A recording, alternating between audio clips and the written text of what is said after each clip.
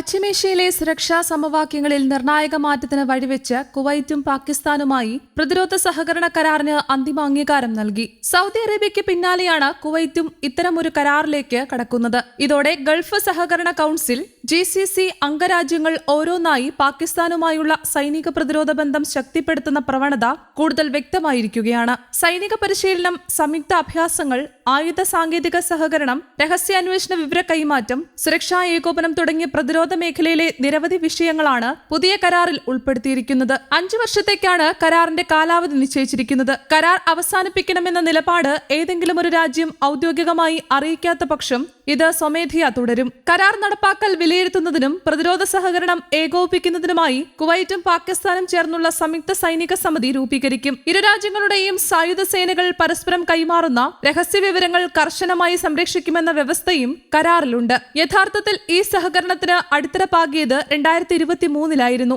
അന്ന് ഇരു രാജ്യങ്ങളും അടിസ്ഥാന ധാരണയിലെത്തിയിരുന്നുവെങ്കിലും കുവൈറ്റ് മന്ത്രിസഭയുടെ അന്തിമ അംഗീകാരം ലഭിച്ചതോടെയാണ് കരാർ ഇപ്പോൾ പ്രാബല്യത്തിലാകുന്നത്. ഈ കരാറിന്റെ ഏറ്റവും ശ്രദ്ധേയമായ വശം അമേരിക്കയുമായി നിലവിൽ പ്രതിരോധ കരാറുള്ള രാജ്യമാണ് കുവൈറ്റ് എന്നതാണ്. GCCയിലെ എല്ലാ രാജ്യങ്ങൾക്കും അമേരിക്കയുമായി സുരക്ഷാ സഹകരണ സംവിധാനമുണ്ട്. അതിന്റെ ഭാഗമായാണ് അമേരിക്കൻ സൈന്യം ഗൾഫ് മേഖലയിൽ വിവിധ സൈനിക താവളങ്ങൾ സ്ഥാപിച്ച് പ്രവർത്തിക്കുന്നത്. പശ്ചിമേഷ്യയിൽ അമേരിക്കയ്ക്ക് ഏകദേശം 19 സൈനിക കേന്ദ്രങ്ങളാണുള്ളത്. അവയിൽ പ്രധാനപ്പെട്ട ഒരു താവളം കുവൈറ്റിലുമുണ്ട്. വിദേശ ആക്രമണങ്ങളിൽ നിന്ന് ഗൾഫ് രാജ്യങ്ങളുടെ സുരക്ഷ ഉറപ്പാക്കുക എന്നതാണ് അമേരിക്കയുടെ പ്രധാന ദൗത്യം. എന്നാൽ സമീപകാല പശ്ചിമേഷ്യൻ സംഘർഷങ്ങൾ ഈ സുരക്ഷാ സംവിധാനത്തെക്കുറിച്ചുള്ള ചോദ്യങ്ങൾ ശക്തമാക്കിയിരിക്കുകയാണ്. ഇറാനുമായി ബന്ധപ്പെട്ട സംഘർഷങ്ങളിലും മേഖലയിലുണ്ടായ ആക്രമണ പരമ്പരകളിലും അമേരിക്കയ്ക്ക് പ്രതീക്ഷിച്ച രീതിയിൽ പ്രതിരോധം ഉറപ്പാക്കാൻ കഴിഞ്ഞില്ലെന്ന വിലയിരുത്തൽ GCC രാജ്യങ്ങളിൽ ശക്തമാണ്. പ്രത്യേകിച്ച് ഇറാന് ഫലപ്രദമായി പ്രതിരോധിക്കാൻ അമേരിക്കയ്ക്ക് സാധിച്ചില്ലെന്ന പൊതുവികാരമാണ് ഗൾഫ് രാജ്യങ്ങളെ മറ്റു സുരക്ഷാ പങ്കാളികളെ തേടാൻ പ്രേരിപ്പിച്ചതെന്നാണ്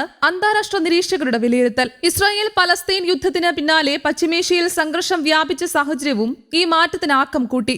ഗാസയ്ക്ക് പുറമെ Lebanon, Syria, Iran, Qatar, Yemen എന്നിവിടങ്ങളിലേക്കും ഇസ്രായേൽ സൈനിക നടപടി വ്യാപിപ്പിച്ചു. പ്രത്യേകിച്ച് ഇറാൻ, ഖത്തർ, യമൻ എന്നീ രാജ്യങ്ങൾ നേരിട്ട് ആക്രമണത്തിന് ഇരയായത് മേഖലയുടെ സുരക്ഷാ ആശങ്കകൾ വർദ്ധിപ്പിച്ചു. പശ്ചിമേഷ്യയിലെ അമേരിക്കയുടെ ഏറ്റവും വലിയ സൈനിക താവളങ്ങളിലൊന്ന് ഖത്തറിലുണ്ടായിരിക്കെ പോലും ഇത്തരം ആക്രമണങ്ങൾ തടയാൻ കഴിഞ്ഞില്ലെന്ന വിലയിരുത്തൽ ഗൾഫ് രാജ്യങ്ങളിൽ ശക്തമായി ഉയർന്നു. അമേരിക്കൻ സുരക്ഷാ കുടക്കീഴിൽ മാത്രം ആശ്രയിക്കുന്നത് മതിയാകില്ലെന്ന ചിന്തയാണ് ഇതോടെ ശക്തിപ്പെട്ടത്.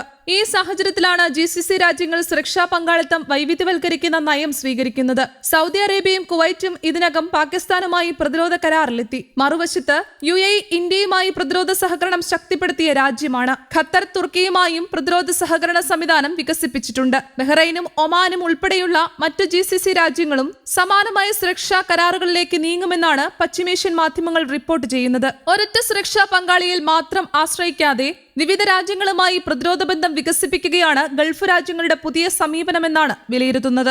സൗദി അറേബ്യയുമായി പ്രതിരോധ കരാർ പ്രാബല്യത്തിൽ വന്നതിനെ തുടർന്ന് പാകിസ്ഥാൻ സൈനികർ ഇതിനകം സൗദിയിൽ വിവിധ പരിശീലന സഹകരണ ദൗത്യങ്ങളിൽ പങ്കെടുക്കുന്നുണ്ട്. കുവൈറ്റ് കരാറും പൂർണ്ണമായി നടപ്പായാൽ പാകിസ്ഥാൻ സൈനിക സംഘങ്ങൾ കുവൈറ്റിലുമെത്താൻ സാധ്യതയുണ്ടെന്നാണ് പ്രതിരോധ വിദഗ്ധർ ചൂണ്ടിക്കാണിക്കുന്നത്. സൈനിക പരിശീലനം, സുരക്ഷാ ഉപദേശം, സാങ്കേതിക സഹായം എന്നിവയിൽ പാകിസ്ഥാന്റെ പങ്ക് കൂടുതൽ ശക്തമാകാനാണ് സാധ്യത.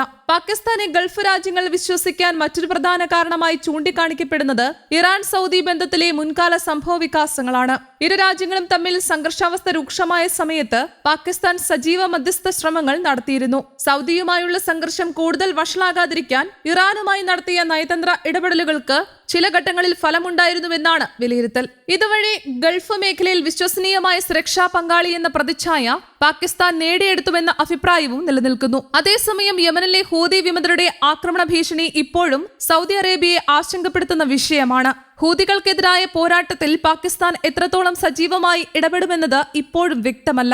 നിലവിലെ സാഹചര്യത്തിൽ യുദ്ധത്തിൽ നേരിട്ട് സൈനികമായി ഇടപെടുന്നതിനേക്കാൾ പരിശീലനം, രഹസ്യ വിവര കൈമാറ്റം, സുരക്ഷാ ഏകോപനം, പ്രതിരോധ ഉപദേശം തുടങ്ങിയ മേഖലകളിലായിരിക്കും പാകിസ്ഥാന്റെ പങ്കാളിത്തമെന്നാണ് പ്രതിരോധ വിദഗ്ധരുടെ വിലയിരുത്തൽ. ഗൾഫ് മേഖലയിലെ ഈ പുതിയ കരാറുകൾ ഒരു രാജ്യത്തിനെതിരായ സൈനിക സഖ്യം എന്നതിലുപരി മാറുന്ന ഭൗമരാഷ്ട്രീയ സാഹചര്യങ്ങളിൽ സുരക്ഷാ ആശ്രയത്വം പുനഃക്രമീകരിക്കാനുള്ള GCC രാജ്യങ്ങളുടെ ദീർഘകാല തന്ത്രത്തിന്റെ ഭാഗമായാണ് വിലയിരുത്തുന്നത്.